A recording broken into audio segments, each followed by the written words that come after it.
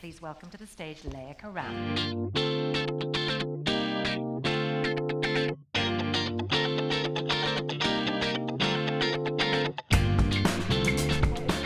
That was fascinating, honestly, this whole conversation, this whole discussion around like human behavior.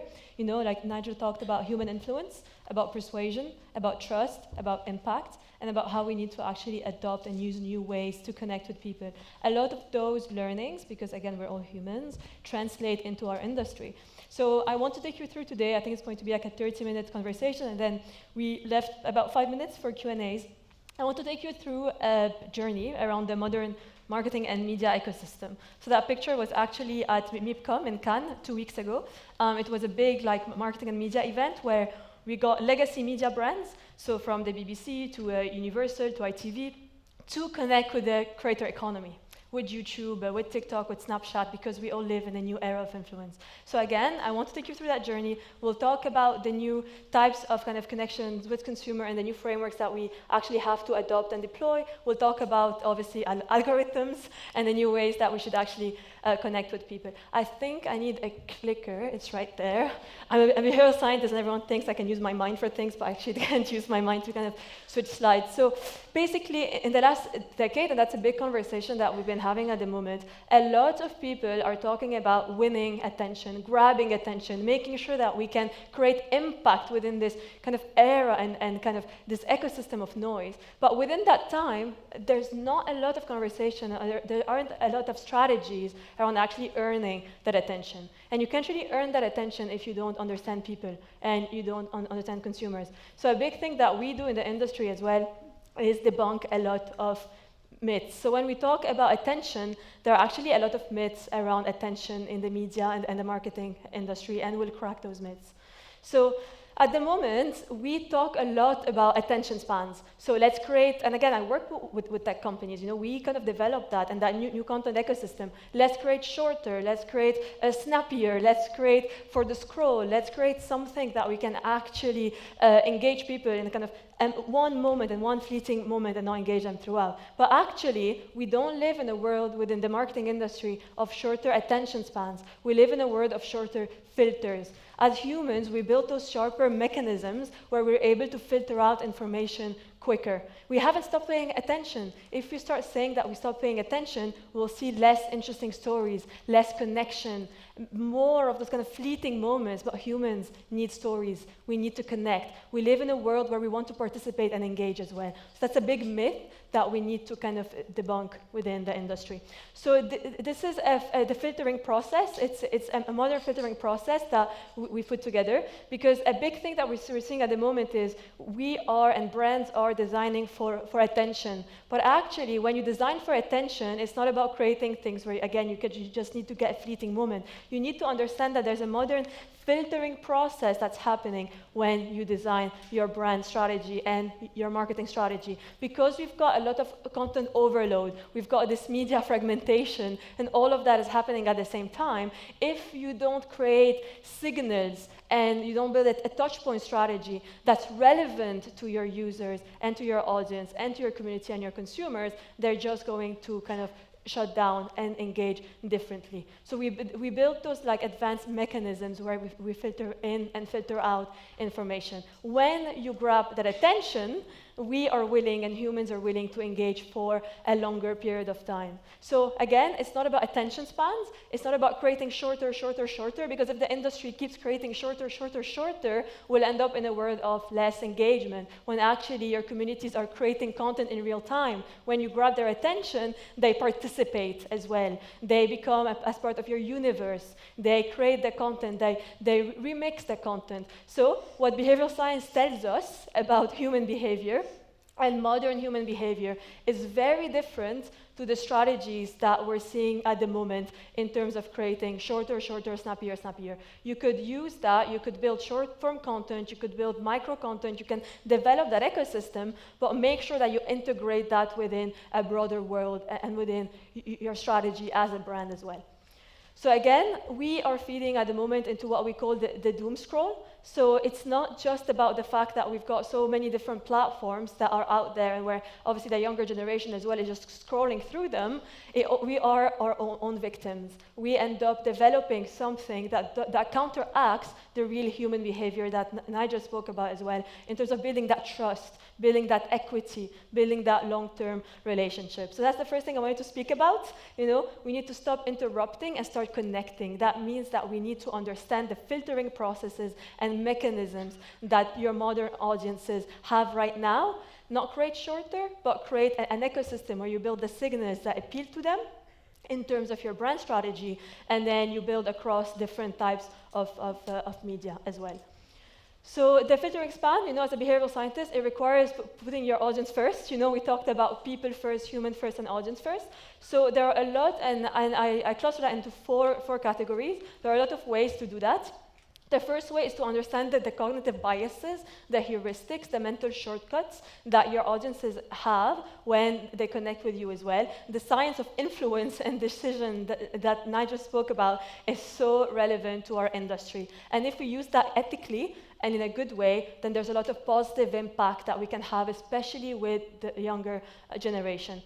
So cultural contagion, it's not about just scanning culture, it's about living within culture, understanding that we can build stories and arcs and narratives and get the audiences to participate and to create. We can use technology for good to boost that culture.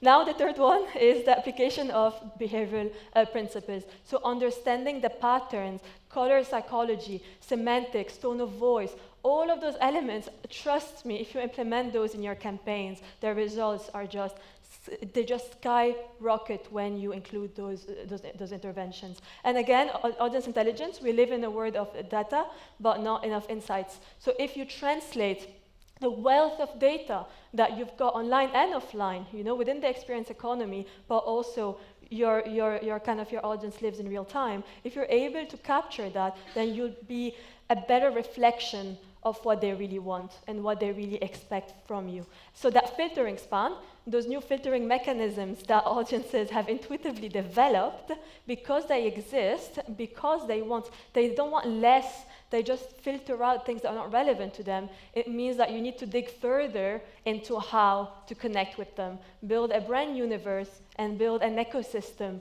around them. So the new attention economy is more about intentional attention. So again, that's the new currency. It's not about just trying to be there in a one-off moment, a one-off campaign. It's not about that anymore. It's about creating a whole universe around your brand and making sure that you build a cultural reason around why you're in that space, why you're engaging with them, the reward, the benefits that you could provide to them as well. You need to earn that attention and not just build it and win it for the short term. So we do commit time, when that relevance does actually lead. So we binge watch series. Again, this is something that we all do when there's something that's relevant to us. We want to do that. We rabbit hole TikTok, obviously. We join niche communities. We always had subcultures, the teenagers and rock and roll and punk music movement in the 1960s, 70s, for example.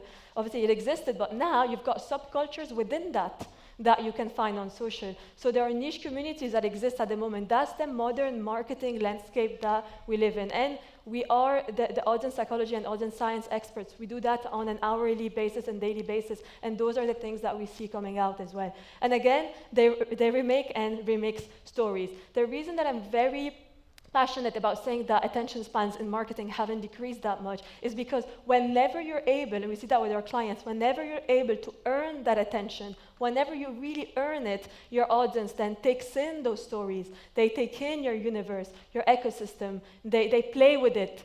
They generate content around it. They remix it. They give you more attention. This is intentional attention. And the brands that are able to do that right are the ones that are going to succeed in the next 10 years and more. So the world didn't really get distracted. We always had distractions. Attention was always scarce. It's not just about that. It got very discerning. So consumers aren't passive targets anymore. We can't treat them as that. At MIPCOM, we kept talking about it, and yesterday in London at the Future of Media about how there's so much out there that your audience are the ones that are imposing the narrative that they want. They are the ones saying what they expect from you, what they want you to communicate about. They're saying it right now in real time. You just need to listen. As Nigel said again, there's a lot of parallels between his industry and ours. We need to listen and then negotiate and not negotiate with them. Just listen to what they have to tell us and then build accordingly. So they become active editors, especially Gen Z and Gen Alpha. So they're becoming editors that create that content in their own ways, repurpose that content, and then they choose who they want to engage with and why. Because why? And that's quite exclusive as well. I shared that in Cannes 2 weeks ago, and I'm sharing it here for the second time, because the media walls have collapsed. They have completely collapsed. Media isn't about channels anymore, and purely media is about culture, creators, identity, entertainment, commerce, fused. The human mind doesn't differentiate. And the real media integration happens in that human mind. They don't differentiate if they see a certain ad on Spotify or on radio, if they see a certain ad on VOD or on linear. They don't. It's just that the end outcome and the benefit is different, but they don't differentiate around the touch points where they actually see that, because the boundaries have completely dissolved. The reason that has happened is because as a brand, you don't just compete with brands. You compete with a whole other world. You compete with identity formation. You compete with the creator economy. It's projected to increase by 500 billion in 2030. You are competing with the micro-communities that are happening in real time and are being developed as we speak by audiences. You are competing, as we know in modern media, with emotional feeds, real sentiment that feeds your brand and your industry and the sector that you work in, and then the algorithmic behaviors that I'll speak about as well and give you a solution to integrate with the algorithmic ecosystems. The new world. So the old world was about broadcasting at people. I mean, right now I want to ask you all the questions as well. You know, we'll have 5 minutes of Q&A, but when you'll see me after, I want to ask you the questions and ask you why, like, what's happening within your business, your industry, what do you want to improve? So it's all about communities and conversation. Again, we need to listen, and that's the new world that we live in. So it's not targeting people as segments. We use the word segmentation in our business. We still use it. We're going to build behavioral segments. We're going to build behavioral clusters, but it's not about that anymore, just targeting people as segments. We need to see them as humans. So it's about understanding people deeply and why they do what they do. In this world, in the world that we live in, brands have a mission. They have a mission to boost culture, to build a positive ecosystem. I judged some awards in June. They were all about the brands that are building positive culture in the International Academy of Arts and Sciences, because we need more of those. We need to create stories and conversations that we can relate to and with as humans within the world that we live in at the moment and all the anxieties that we are living through. Now, the old word is about interrupting behavior. The new word is about inspiring that behavior. How can you be empathetic? How can you boost those behavioral principles? I spoke about kind intelligence and kind language. It's not about attention grabbing anymore, and you'll see more of this. We are some of the kind of first thought leaders that are talking about this, filtering spans, attention, but in the future of media yesterday, a lot of them echoed what we had to say. And now we are collaborating on this because we are seeing that as the main insight, because that's what audiences are telling us. It's about intentional attention. It's not just about grabbing attention and stopping it there. It's about building your brand universe and the ecosystem that they always can go back to as subcultures and communities. Media used to be channels, but in the world that we live in, media is real culture. So this was the old world, that's the new world. Again, it doesn't mean that everything has completely changed and everything is shaken up. It just means that we need to kind of open our ears, open our eyes, and the best brands are the ones that are doing that at the moment. They're not overcrowding the industry. They're not overcrowding consumers with more. They're just listening to them and cutting more valuably with audiences and consumers. Now, the audience evolution, as you could see, there's like one sentence with old segmentation, just because I was like, okay, no, I don't need to spend time on the kind of old segmentation side, because, again, demographics, reach, targeting, a woman in her 30s lives in London, it's not me, but, it's kind of like looking into kind of that ecosystem. But even if I'm within that demographic profile, I mean, one of my closest friends is 55. So it's really not about that. It's really about bonding with several interests and bonding with kind of lived experiences and our psychographic profiles and things that you can actually speak about, the hobbies, your work. There are so many things that you can relate to and with. Consumers are the same because consumers are humans. So we can't really put them. We miss out on so much nuance when we just look at demographic profiles because it's so rich and so nuanced within that. So the new segmentation, it's all about the identity motives. Why do I do what I do? Why do I kind of check up a certain behavior? Those identity motives at the moment are influencing so many new cultural campaigns that are changing the world as well by understanding why a certain kind of community wants to be engaged. Psychological drivers, again, why do I do what I do? What's the emotional reward that I get back? I want to feel seen, I want to feel part of something, I enjoy dynamism, I enjoy something bold, I enjoy it because it tastes good. There's a psychological driver that you have to really nail down.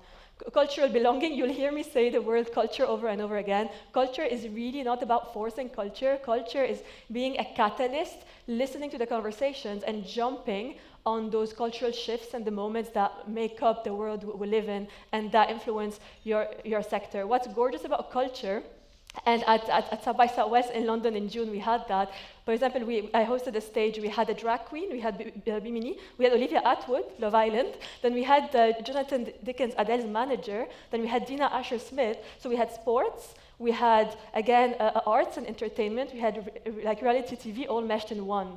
And they all talked about the beauty of friction, the beauty of cultural complexity to really bond us together and make us feel like we belong somewhere. So again, it's really about understanding how we can all create more affinity and build an affinity economy around the world that we live in. Now, emotional meaning systems, that's exactly that. It's kind of emotions really boost the communication that you create with people and with consumers. So it's not about just being very, very logical and rational. It's about understanding. Is it about surprise? Is it about joy? Is it about fear sometimes? Like, what are the emotions that I have to alleviate and decrease? And what are the emotions that we can boost and increase as well? Subcultural behaviors, you'll hear me talk about subcultures 24/7 because we talked about that with Dr. Martens recently, where they were able to identify 4 different subcultures, and they thought that one of the subcultures was kind of a subculture that liked doing things on their own, creating like new shoes and stuff. Turns out there were a 60-year-old woman that again, the theme of punk music keeps coming out today, that really enjoyed punk music in kind of at that time at Woodstock or rock music, and they wanted to find that element of nostalgia. Without understanding that subculture and just going off assumptions, we would have never have cultivated that like socio-demographic. So it was really important to us to really listen in and understand who is there, who embraces us, and which industry and sector we can actually empower to build that subculture. Now, the experience economy. The reason the experience economy is booming, and it was very, very important for us to kind of work more within the experience economy, is because that hyper-digitalization, especially with the younger generation, everyone being on their phones, everyone being kind of within that ecosystem of, hey, I have to really connect with real people, because often social media has become unsocial media because you're in that algorithmic ecosystem. The experience economy is booming. We're seeing festivals, we're seeing using technology within those immersive experiences. We're seeing so many of those moments and so many of those kind of those elements coming out. And again, it's within different growth plans in different cities as well. So it's really important to remember the fact that those media silos have collapsed, meaning that you also need to integrate the physical world and the digital world together. So that's the new type of segmentation. So again, behavioral science keeps telling us that audiences have evolved, but brands haven't. Because audiences are becoming those identity or architects, especially the younger generation. So they're carefully constructing who they are. In those filters, they won't take you in if you're not able to provide that reward or value to them. Belonging seekers, finding their tribes. Who do I belong to? Why do I belong within that ecosystem? And how can I show it? How can I share it? Which experience can I go to? What do I post about? You know, we have to, again, listen into what they have to say, because they are signal senders as we speak. They send us signals, and a lot of the work that we do we look at traditional data, traditional research, but we merge it with natural language processing on like social conversation, with ethnography research, to really understand what triggers a certain behavior. So it's really about understanding the signals so you could build a brand that's going to be very like future-proof. And then like narrative owners. So it's not really about like speaking at them, you know, as I spoke about, not just speaking at them and trying to kind of force your story. It's about understanding how they are building their own lives and then being part of that story. So it's belonging before buying. More often than not, the second doesn't really happen without the first. We're in a world where, because there's so much out there, that signaling process is really important. And then remixing over consuming. Your audiences are co-creators. That's the new media world that we live in. They're co-creators, they share information, they share data, they share insights, they share everything out there. So it's really about tuning in and listening. So you need to bring those into 2026, because your role as a brand is to really plug in that people science, or someone that works with brands. As Nigel said as well, you don't just work with a brand or within a brand, you are a person with your own lived experiences that can also influence those decisions. So you have to add emotional intelligence with that data intelligence, plug that human empathy. You'll be shocked, by the way, at the amount of AI companies that come to us to plug in that human intelligence and empathy, because efficiency on its own just doesn't work. You have to understand that consumer benefit and that human acumen as well. Segment better, that's really important. It's not just, again, a woman, I don't know, 32 does that. This is not how it works anymore, because you won't resonate with them. It wouldn't cut through those filters. And then treat feeds as emotional landscapes, not information systems.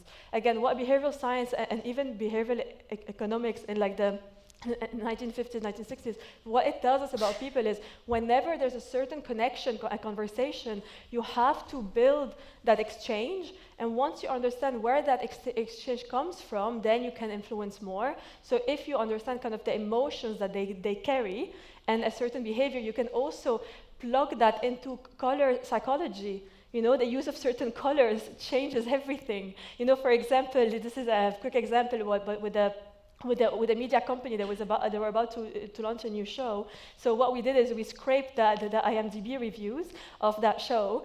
Looking at that, we found the personality types of those fans.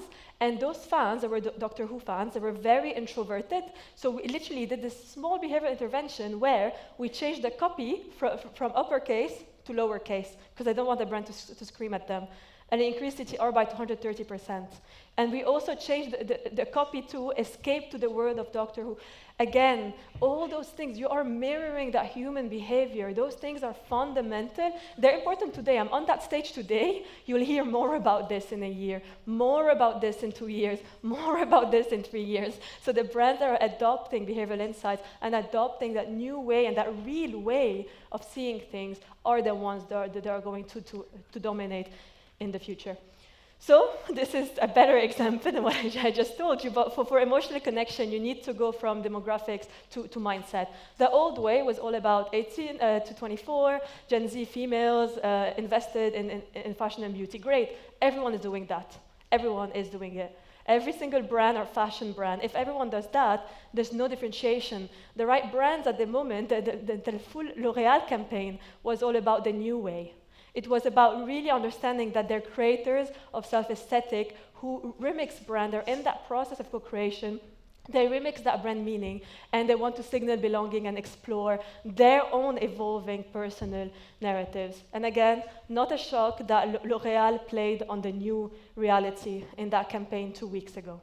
So again, the new aesthetics, getting those men on stage, going into those more kind of inclusive kind of spaces and ecosystems, getting Gracie Abrams, a singer, on a fashion stage to talk and sing about things that are quite integrated, removing all the silos and building things that appeal to that audience. So it's all about mindsets, motivations, and meaning systems. Again, I'm going to say it, it's different brand by brand, agency by agency. You need to do the work, look into it. You can look into it from obviously like looking at your past data, finding patterns, your intuition sometimes, it's lived experiences, but also, trust me, the more you tap into that way of thinking, the more your community and your consumers will feel seen, and they're going to want to interact with you and create for you.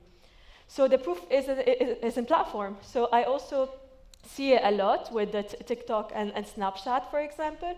So again, TikTok, there's this big misconception around them, and we work with TikTok. There's a big misconception about the scroll culture, but actually, that TikTok is the platform that sent creators to the red carpet for those Disney Plus events, for example. They're creating this need for self-expression and building beyond the scroll because they are tired of the scroll. So again, but those worked really well. Those platforms worked really well because they were able to build that self-expression as a currency. And we work very, very closely with Snapchat as well. And I don't know if you were aware of this AR campaign at Le Louvre. Before they stole anything, they didn't have anything to do with this, but before the whole thief thing happened, Snapchat about 4 months ago did an AR campaign at Le Louvre. Basically, they wanted to educate the younger generation about history, and the history of the world using technology. So at the moment, we're working a lot on combining tech companies with media legacy brands to create more stories. Tech companies with the experience economy to create more stories, because those tech companies, those platforms were able to build systems and a platform where those the younger generation were able to express themselves as well. So social creativity goes beyond consumption. That's the new world that we live in. It's about co-created meaning, not just your brand-owned meaning. And also that emotion, the feel, the share, the commenting, being involved, having that sunk cost, it powers that engagement and that interaction.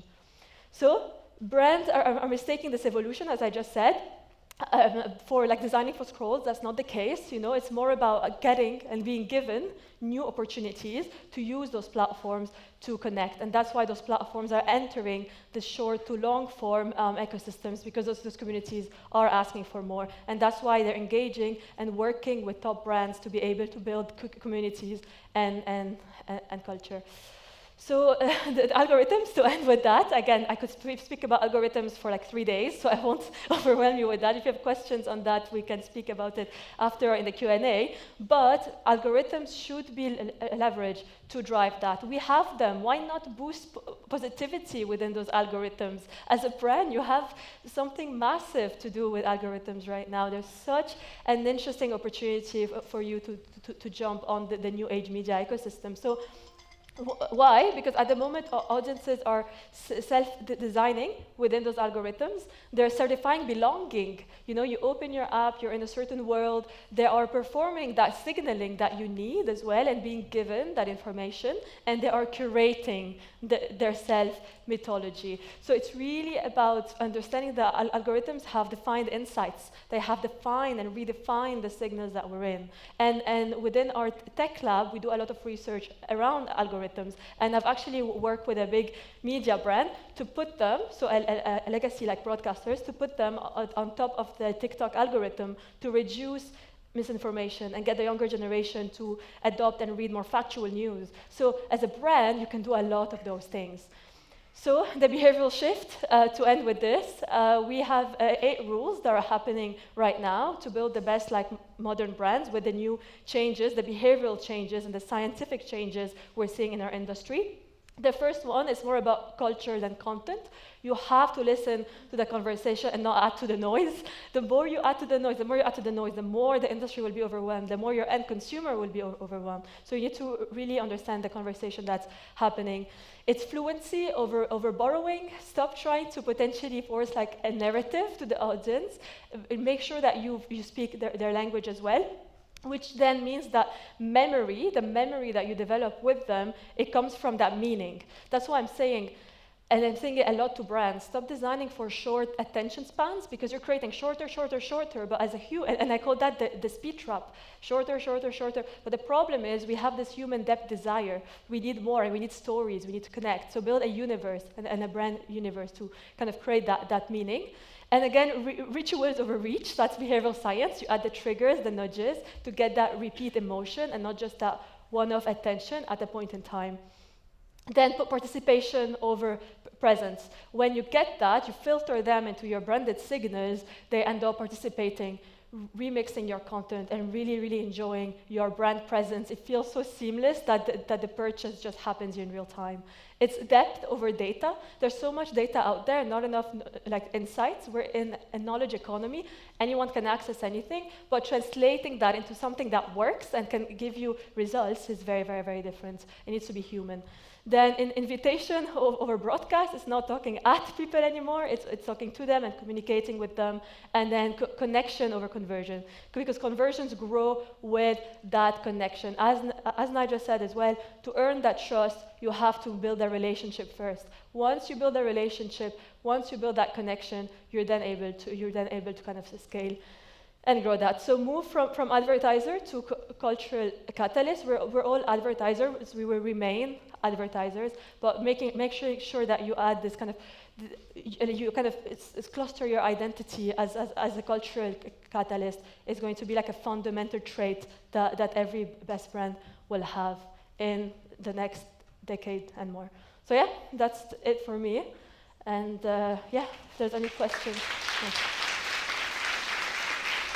Lea, well done. My goodness, you are a font of knowledge and information. We have time for one question for Lea. Oh, there's the hand going straight up from Yeah, Rachel. I was looking at your table. Okay. I don't know if we can get, yes, the microphone is on its way. She could barely contain herself there. Did you see that? Straight up. Yeah, because I was looking at that table the whole time. They were so like, we scribbling, had like an they were taking exchange. notes. Yeah. Right, go. Hi, it's Rachel Fairley. Okay, how to phrase this? What should brands be doing to influence the algorithms? So, for example, LinkedIn's algorithm is suppressing female voices at the moment. Yep. It's been proved. Yeah, There's now MPs lobbying about it. So, I mean, I love all of it. You're 1,000 miles an hour. It's amazing. But brands also have to consider their audience's right to equality and right to be heard. Do you have any thoughts on that? It's funny because I was actually part of that movement. You said LinkedIn. Yeah, exactly. So I was part of that. So many people tagged me and they were like, why is your engagement? Because my engagement was always quite high. And at some point, so I was part of that, and I'm part of so many female collectives. I'm a young woman, and I'm part of all those collectives. And we really spoke to LinkedIn, you know. We also complained about that. I think that, and the way I see it is, if a lot of us come together, like in this case right now, you know, you were part of that collective, I was part of it, and some like women in business as well. If we come together and have those conversations, then we can maybe make a change. But if we get brands involved and get more of those brands, to spend the money. But the thing is, it's by having those conversations, because I don't see most people going on stages and saying, use the algorithm for your benefit, because we won't get to a point where we're going to reverse back. You know, we're at a point now where our industry lives within that ecosystem, which is why the experience economy is booming. You know, we're going to events, we're connecting with each other, because there are so many echo chambers on there. But I'm doing some work in the background with brands and with my clients to make sure that we kind of embed more positivity within those algorithms.